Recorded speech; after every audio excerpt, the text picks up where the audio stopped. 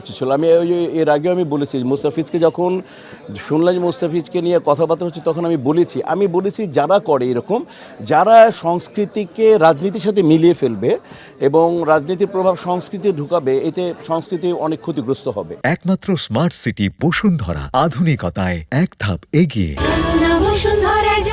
এই জায়গাটা আমি স্পষ্ট বললাম যে আমাদের যে ছেলেগুলো আমাদেরকে বাংলাদেশে একটাই খেলা যেটা ওয়ার্ল্ড কাপ খেলে এবং বেশ নাম করা ওয়ার্ল্ড কাপ ক্রিকেটে আমাদের প্রত্যেকটা সৈনিক এবং সৈনিকদের পেছনে যারা জড়িত, বোর্ডও বলবো আমি, বোর্ডের থেকে আরম্ভ করে সিলেক্ট কমিটি যারা আছেন সবাই যারা এই সৈনিকদের তৈরি করেছেন, আমরা যখন ওয়ার্ল্ড কাপ হয় আমরা আমাদের সমস্ত আশা নিয়ে বসে থাকি।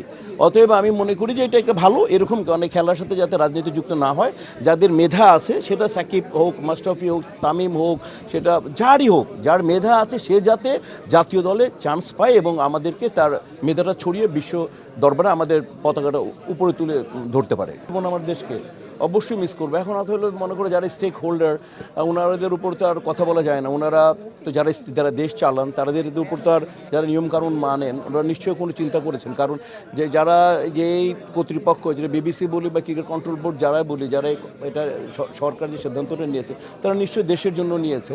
বাট আমরা তো মিস করবো, যেহেতু আমার দেশ খেলবে না, পতাকাটা উঠবে না, আমার সোনার বাংলা, আমি তোমায় ভালোবাসি, এটা বললেই তো শরীর লোম দাঁড়িয়ে যায়। এটা তো মিস করবো, অবশ্যই মিস করবো। Thank you.